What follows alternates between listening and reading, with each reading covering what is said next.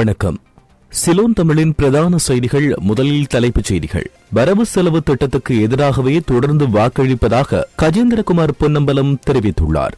யாழ் போதனா வைத்தியசாலையின் நிர்வாகத்துக்கு எதிராக வெடிக்கவுள்ள போராட்டம். வரவு செலவு திட்டம் யாருக்கும் இடும் பிச்சை அல்ல, EPDPயினர் சாடுகின்றனர்.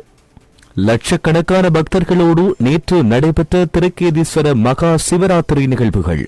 யாழ்ப்பாண கடற்றொழிலாளர்களுக்கு கடற்படையின் அவசரமான அறிவிப்பு. திடீரென்று நிறுத்தப்பட்டது நாகப்பட்டினம் மற்றும் காங்கேசன்துறைக்கிடையிலான கப்பல் சேவை. வங்காள விரிகுடாவில் உருவாகியுள்ள காற்று சுழற்சி விடுக்கப்பட்டுள்ள எச்சரிக்கை.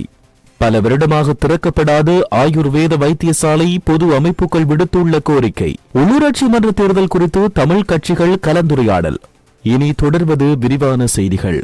இந்த வரவு செலவு திட்டத்தில் வடக்கு மற்றும் கிழக்குக்கு தேர்வுகள் எதுவும் குறிப்பிடப்படவில்லை. எனவே அதற்கெதிராக வாக்களிப்பதை தவிர எங்களுக்கு வேறு தெரிவுகள் கிடையாது என தமிழ் தேசிய மக்கள் முன்னணியின் தலைவரும் நாடாளுமன்ற உறுப்பினருமான கஜேந்திரகுமார் பொன்னம்பலம் தெரிவித்துள்ளார். நாடாளுமன்றில் நேற்று நடைபெற்ற 2025ஆம் ஆண்டுக்கான வரவு செலவு திட்டத்தின் 7ஆம் நாள் விவாதத்தில் கலந்து கொண்டு உரையாற்றும் போதே அவர் இவ்வாறு தெரிவித்தார். வடக்கு கிழக்கு மக்கள் பல அடிப்படை பிரச்சினைகளுக்கு முகம் கொடுத்து வருகிறார்கள். இருப்பினும் வரவு செலவு திட்டத்தில் அதற்குரிய தீர்வு எதுவும் முன்வைக்கப்படவில்லை. எங்களுடைய மக்களுக்கு முரண்பாடற்ற தீர்வு கிடைக்கும் வரையில் அரசின் வரவு செலவு திட்டத்தை எதிர்த்து வாக்களிப்பதை தவிர வேறு எந்த தெரிவுகளும் எங்களுக்கு கிடையாது என அவர் குறிப்பிட்டுள்ளார்.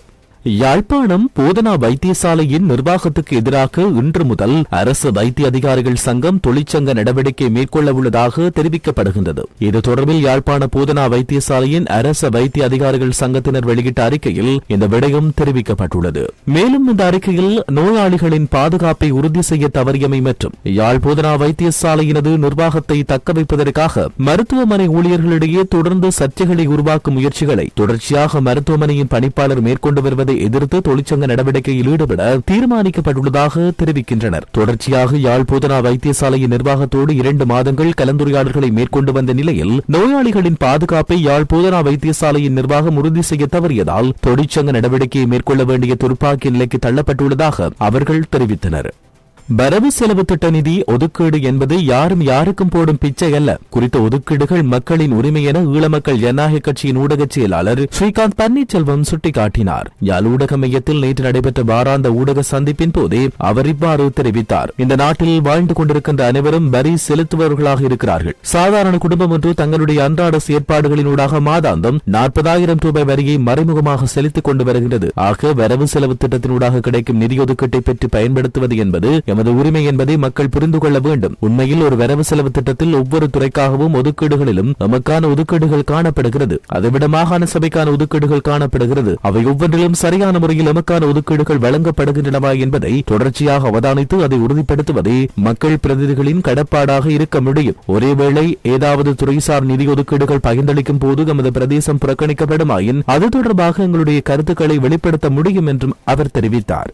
நாயன்மார்களால் பாடல் பெற்ற தலங்களில் ஒன்றான வரலாற்று புகழ்மிக்க மன்னார் திருக்கேதீஸ்வர ஆலயத்தின் 2025ஆம் ஆண்டுக்கான மகா சிவராத்திரி நிகழ்வு நேற்று இடம்பெற்றது. பூஜை வழிபாடுகளில் உலகம் முழுவதும் இருந்தும் லட்சக்கணக்கான பக்தர்கள் கலந்து கொண்டு தங்கள் நேர்த்திக் கடன்களை செலுத்தி வந்ததோடு வழிபாட்டுகளிலும் ஈடுபட்டனர். யாழ்ப்பாணம் கடற்றொழில் நீரியல் வள திணைக்களம் கடற்றொழிலாளர்களுக்கான அவசர எச்சரிக்கை ஒன்றை விடுத்துள்ளது. வடக்கு பருத்தித்துறை கடற்பரப்புக்குள் கப்பல்கள் சூட்டு பயிற்சிக்காக வர உள்ளன. குறித்த சூட்டு பயிற்சி எதிர்வரும் 2ஆம் தேதி காலை 9 மணியிலிருந்து மாலை 5 மணி வரை இடம்பெற உள்ளது. இந்நிலையில் மேற்குறிப்பிட்ட பிரதேச எல்லைக்குள் கடற்றொழிலாளர்கள் பிரவேசிப்பதை தவிர்க்குமாறு யாழ் கடற்றொழில் நீரியல் வள திணைக்கள உதவி பணிப்பாளரால் அனைத்து கடற்றொழில் சங்கங்களுக்கும் அறிவுறுத்தல் விடுக்கப்பட்டுள்ளது. இதேவேளை இந்திய கடற்றொழிலாளர்களை இலங்கை கடற்பரப்புக்குள் அத்துமீறி நுழைந்து கடற்றொழிலில் ஈடுபடுவதை தடுப்பது இந்திய ஒன்றிய மற்றும் தமிழக அரசாங்கம் என்பன உரிய காத்திரமான நடவடிக்கைகளை மேற்கொள்ள வேண்டும் என கடற்றொழில் அமைச்சர் ராமலிங்கம் சந்திரசேகர் கோரிக்கை விடுத்துள்ளார்.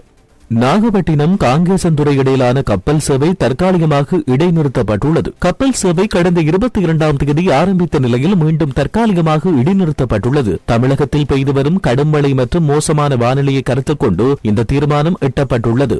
மேலும் மோசமான வானிலை காரணமாக கப்பலை இயக்க முடியாத சூழ்நிலை ஏற்பட்டுள்ளதாகவும் அதனால் இன்று முதல் நாளை மறுதினம் வரையில் கப்பல் போக்குவரத்து இடைநிறுத்தப்படுவதாக கப்பல் நிறுவனம் அறிவித்துள்ளது. மேலும் மார்ச் 1ஆம் தேதி நாகை இலங்கை இடையிலான கப்பல் சேவை வழக்கம் போன்று ஆரம்பிக்கப்படும் என தெரிவிக்கப்பட்டுள்ளது.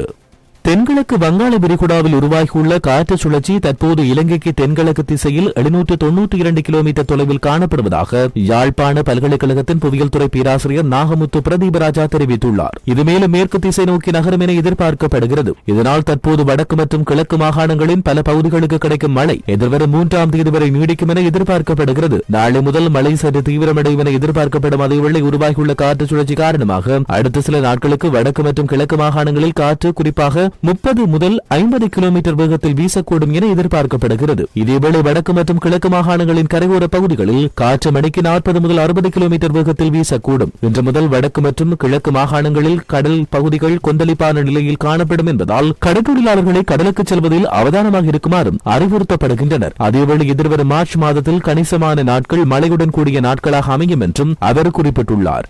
கிளிநொச்சி தர்மபுரம் பகுதியில் பல மில்லியன் ரூபாய் செலவில் புதிதாக நிர்மாணிக்கப்பட்ட ஆயுர்வேத வைத்தியசாலை 7 வருடமாகியும் இன்று வரை மக்கள் பாவனைக்கு கையளிக்கப்படாத நிலையில் காணப்படுகிறது. குறித்த வைத்தியசாலை கால்நடைகளின் தங்குமிடமாகவும் பற்றைக்காடாகவும் காட்சியளிக்கிறது. இந்த வைத்தியசாலை கண்டாவளை பிரதேச செயலாளர் பிரிவுக்குட்பட்ட 16 கிராம மக்கள் பயன்பெறக்கூடிய வகையில் நவீன ஆயுர்வேத வைத்தியசாலை என புதிதாக நிர்மாணிக்கப்பட்டிருந்த போதிலும் மக்கள் பாவனைக்கு கையளிக்கப்படவில்லை என தெரிவிக்கப்படுகின்றது.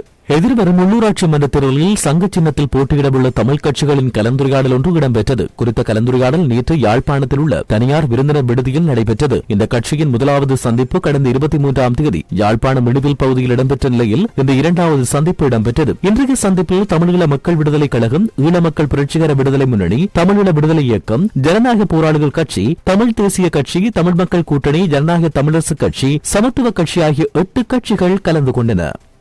இத்துடன் சிலோன் தமிழின் பிரதான செய்திகள் நிறைவடைகின்றன. தொடர்ந்து செய்திகளை அறிந்து கொள்ள www.ceylontamil.com என்கின்ற எமது இணையதளத்தினை பார்வையிடுங்கள். வணக்கம்.